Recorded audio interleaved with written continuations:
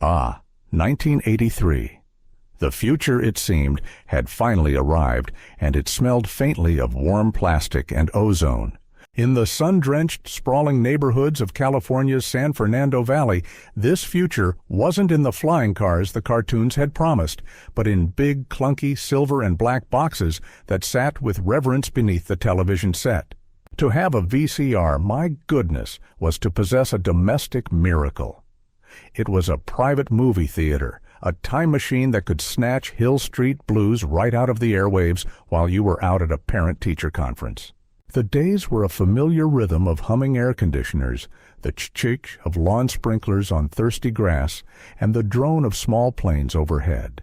But beneath this picture-perfect veneer of suburban contentment, a strange and quiet disruption was taking place, a series of crimes so peculiar they left behind not fear, but a deep and unsettling confusion.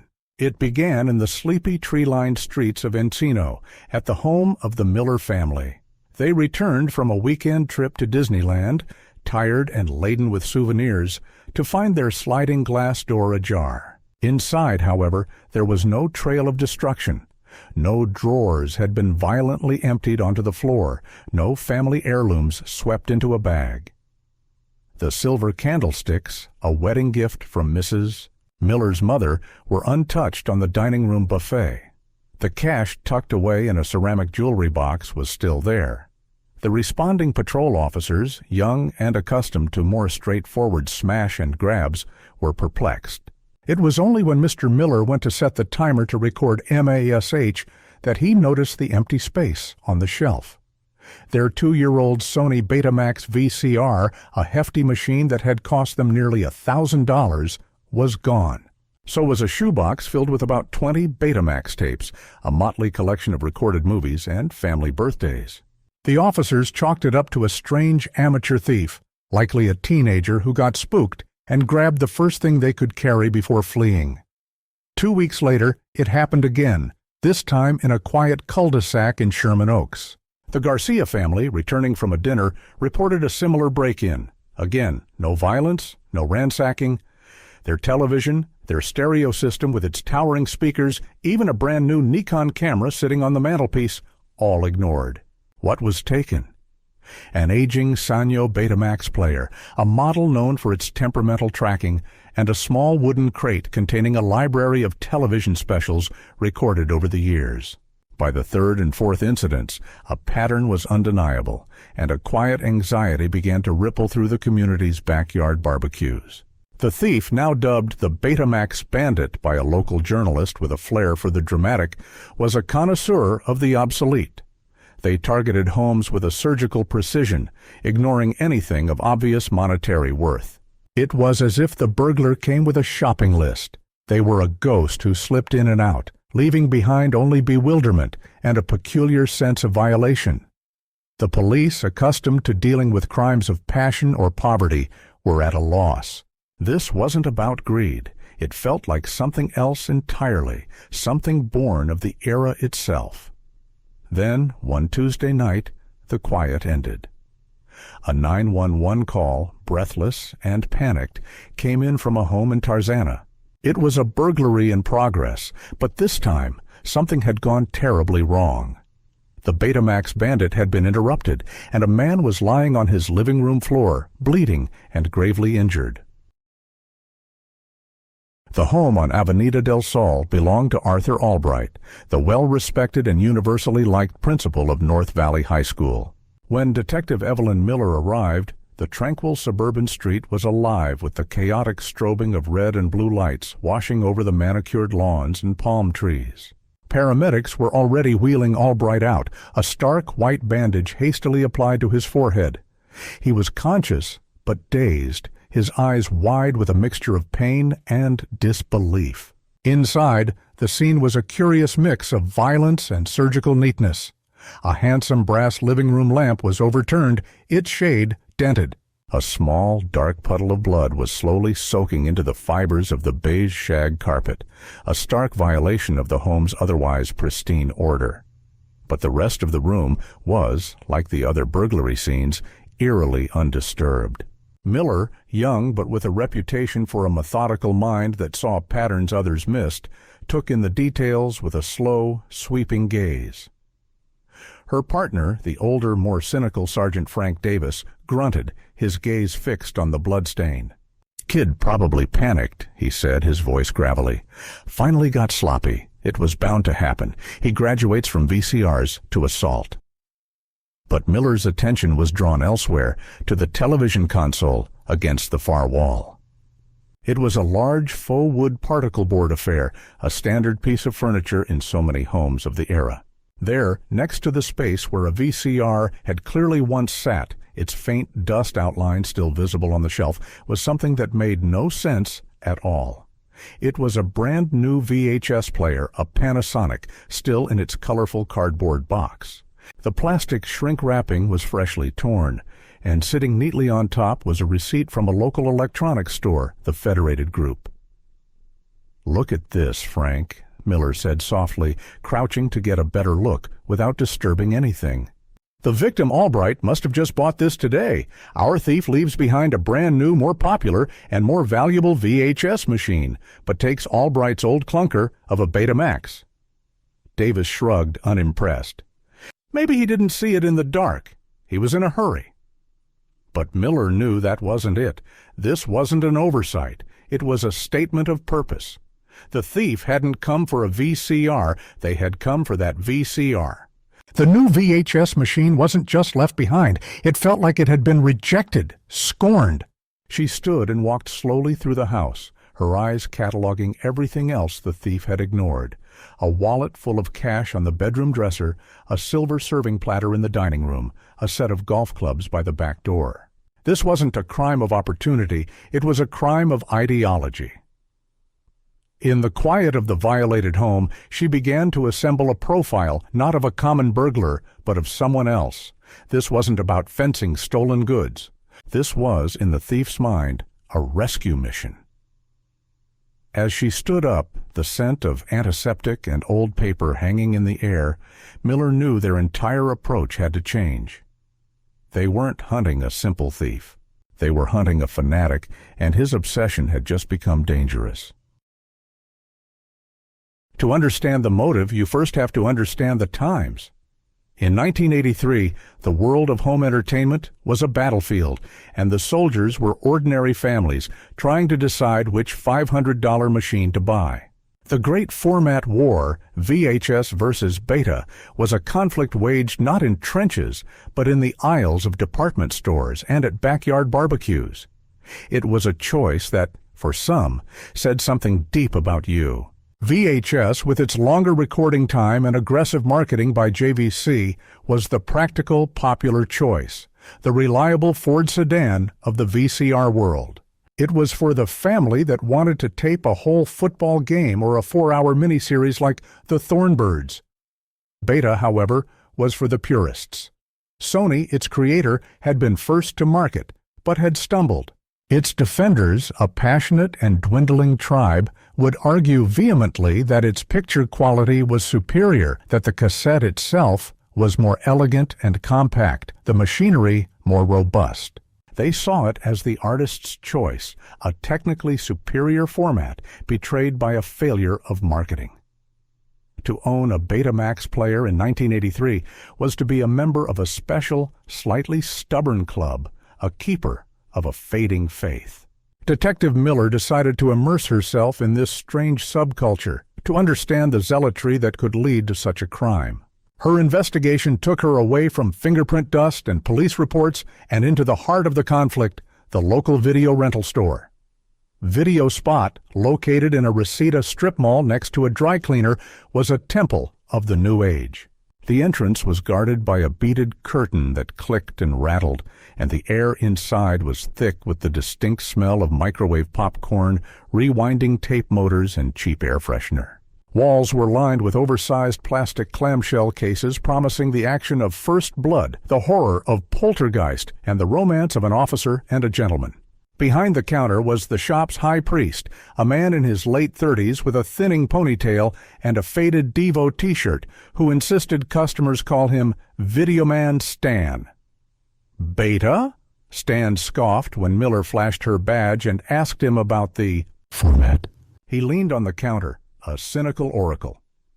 "That's a dying religion, detective. We're phasing them out. 90% of my business is VHS now.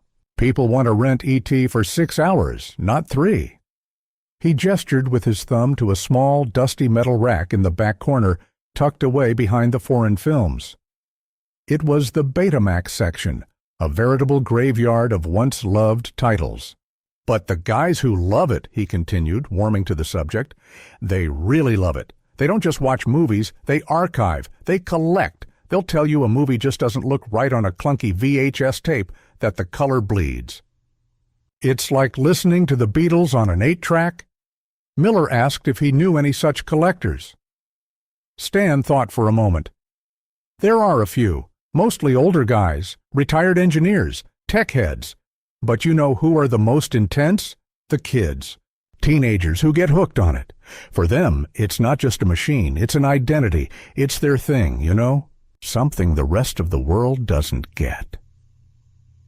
As Miller left the store, the jingle of the bell on the door echoing behind her, she felt a new piece of the puzzle slide into place.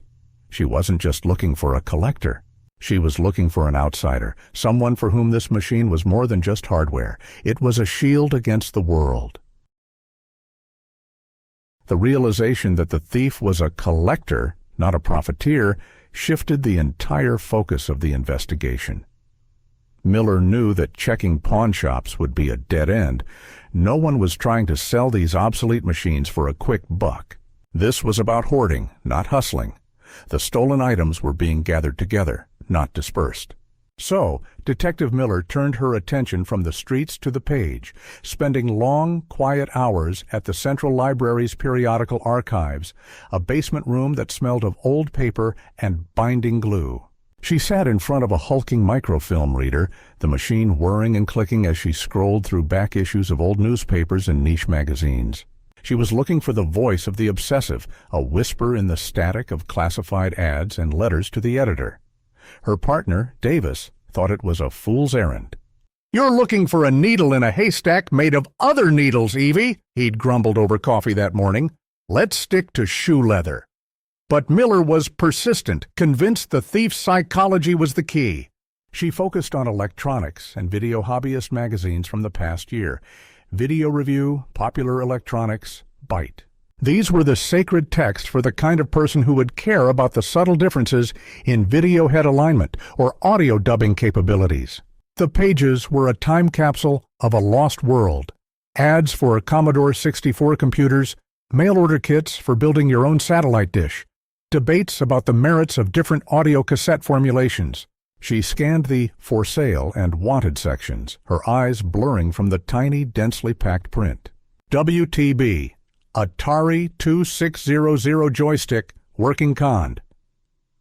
For Sale, complete set of Heathkit robot manuals. Then, in the back of a 6-month-old issue of Video Magazine, she found it. It was a small 3-line ad tucked under the Video Cassette Recorders subheading, almost lost among requests for obscure camera parts and stereo receivers. The ad read, desperate to find Betamax tapes, especially science fiction. Blade Runner, The Thing, Star Trek II. We'll pay top dollar or trade. Please help me rebuild my collection. Call Kevin. It was followed by a local 8118 area code phone number. Rebuild my collection. Miller read the phrase aloud in the quiet library. It wasn't the wording of a casual hobbyist looking to expand their library. It was the anguished plea of someone who had suffered a great, sudden loss. And that one word, desperate. It pulsed with an energy that felt all too familiar, echoing the frantic, panicked energy of the attack on Principal Albright. She jotted down the name and number, her heart beating a little faster. Kevin. It was the first solid lead they'd had in weeks. Back at the station, she ran the phone number through the department's reverse directory, a slow process involving a formal request to the phone company. An hour later, the teletype machine clattered out the answer. The number was listed to a Mr. and Mrs. Riley at an address in Van Nuys, squarely in the middle of the geographic cluster of burglaries. The ghost was starting to take on a human form. The needle in the haystack had a name. Arthur Albright lay in his hospital bed, the stark white sheets a sharp contrast to the ugly, blossoming bruise around his eye. The wound on his head had been closed with 7 neat stitches, but the wound to his sense of security, his belief in an orderly world, was deeper. Detective Miller sat in the uncomfortable vinyl visitor's chair, a cup of vending machine coffee growing cold in her hands. She was here not just to question him again, but to listen, to absorb the emotional texture of the event. "He was just a kid, Detective," Albright said, his voice raspy but firm. "That's the part I can't shake. When I came into the living room and flipped on the light, he just froze, like a deer in the headlights. A gang member, a real burglar, he would have run or come at me. This boy just froze." Miller leaned forward, her notebook open, but her pen still. "Can you remember anything else about him? His face, his voice, anything at all?" Albright winced, unconsciously touching his bandage.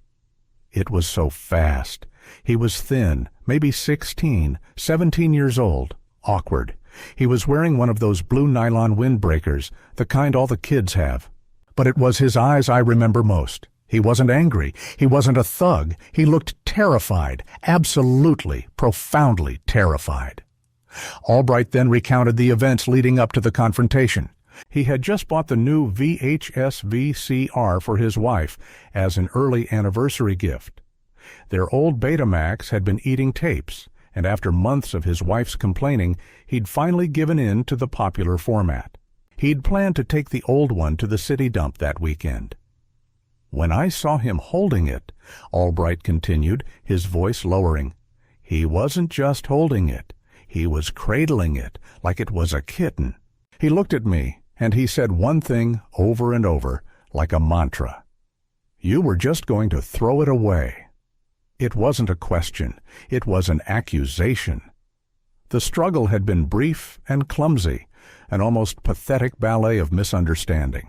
Albright had moved to grab the VCR, the boy had pulled back protectively, and in the motion, the brass lamp had gone over with a crash. The boy had stumbled, pushing Albright not with malice, but with panicked momentum. Albright fell, his head striking the sharp corner of a heavy oak coffee table. He remembered the boy staring at him on the floor for a single horrified heartbeat, his face a mask of absolute horror at what he'd done, before dropping the VCR and fleeing into the night. "He didn't mean to hurt me," Albright insisted, a surprising amount of empathy in his voice. He was rescuing something. In his mind, I was the vandal. Miller thanked the principal. As she walked down the sterile hospital corridor, the squeak of her shoes echoing, Albright's words resonated. This wasn't just about a stolen VCR. It was about a perceived act of betrayal, a desecration. The thief saw himself as a savior of lost and unloved things. And in Principal Albright's well-meaning upgrade to VHS, he saw a final unforgivable insult. Back at the station, the disparate pieces of the case began to click into place with the satisfying certainty of a tape locking into a VCR. Miller laid it all out on the large chalkboard in the squad room for Sergeant Davis, drawing lines and circles connecting the different elements. On one side, she wrote the details from the classified ad, a teenager named Kevin living in Van Nuys, desperate to rebuild a lost collection of sci-fi Betamax tapes. On the other, she wrote Principal Albright's account, a terrified teenager, an amateur who was more scared than aggressive, who was fixated on rescuing an old machine. The Venn diagram of those two descriptions had a single, clear, undeniable intersection. "Albright is the principal of North Valley High," Miller said, tapping the chalk against the board. "The address from the classified ad is zoned for that exact school. Davis, it has to be one of his students." It was a simple, elegant piece of police work from there. Miller got a list of all students named Kevin from North Valley High's administrative office. There were 3. A quick check of school records provided the final, crucial link that cemented the theory. One of them, Kevin Riley, was listed as a member of the school's AV club. Teacher commentary in his file painted a consistent picture: a quiet, brilliant, but underachieving kid who was obsessed with movies and technology. More importantly, his student file contained a recent detailed note from a guidance counselor dated just over 2 months prior. It detailed a series of behavioral issues: withdrawal, falling grades, conflicts with peers, stemming from his parents' recent and very bitter separation. His father had moved out, and Kevin's academic performance, once stellar, had plummeted. "Here it is," Miller said, running her finger along a line in the counselor's typed notes she'd photocopied. Kevin is withdrawn and is having trouble processing his parents' divorce. His only source of stability and personal pride seems to be his vast self-curated collection of movies on Betamax tape. The puzzle was now complete, the image sharp and clear. The motive wasn't just a passion for an obsolete technology. It was a desperate attempt to exert control over a world that was flying apart at the seams. The burglaries had likely started right after he lost his own collection in the fallout of his family's collapse. The attack on Albright wasn't random at all. It was deeply, tragically personal. The boy had seen his own principal, a figure of authority and stability, committing the same symbolic act of betrayal he felt his father had, casting aside something precious and unique for something new and popular. He wasn't just stealing VCRs. He was fighting back against a world that he felt was erasing him, one tape at a time. They had his name, they had his address, and now, most importantly, they understood his pain. The Riley home was a modest, single-story ranch house in Van Nuys, the kind with a neatly trimmed lawn and a basketball hoop over the garage.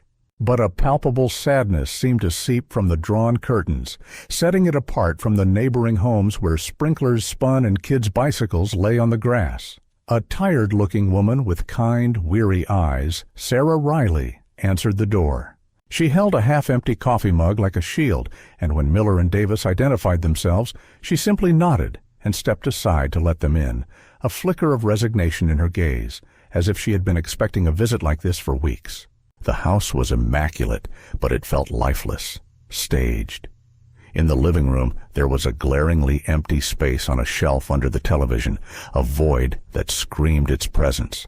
"His father and we're divorcing," she said, her voice barely a whisper as she led them to the kitchen table. "It's been ugly, and it's been hardest on Kevin." With quiet dignity, she recounted the story. She explained that 2 months ago, during a terrible argument that had been the final straw for their marriage, her husband had stormed into Kevin's room in a blind rage. He had called the boy's hobby a waste of time and money, a symptom of his failure to engage with the real world. In an act of spiteful, misdirected cruelty, he had gathered up all of Kevin's equipment, the prized Betamax player, the hundreds of tapes meticulously labeled and cataloged in plastic cases, and thrown it all into the back of his pickup truck. He hauled it off to the BFI landfill in the hills. "It destroyed him," she said, tears finally welling in her eyes and tracing paths down her cheeks. That collection, it was his whole world. He built it himself, saving his allowance, trading with other kids online on the early bulletin boards. It was the only thing that made him happy, the only place he felt he was in control. They asked to see Kevin's room. It was a shrine to science fiction. Posters for Blade Runner and Alien covered the walls. Model spaceships from Star Wars hung from the ceiling on fishing line. Books by Asimov and Clarke filled a small bookcase. But the main shelves, a large custom-built unit that dominated one wall, were starkly, painfully empty. You could still see the faint rectangular outlines in the dust where the tapes had once sat in alphabetical order. It was a ghost library, an archive of a shattered world. Miller could feel the boy's loss in the silent, empty room. It was here, in this vacuum of his own father's making, that the Betamax Bandit had been born. Sarah Riley said she hadn't seen Kevin since the previous night. She thought he might be at his fortress of solitude, as he called it, an old abandoned movie palace downtown that was slated for demolition. A place where dreams were once projected in grand fashion, now left to decay. It was a fitting hideout for a boy trying to recapture a lost picture show.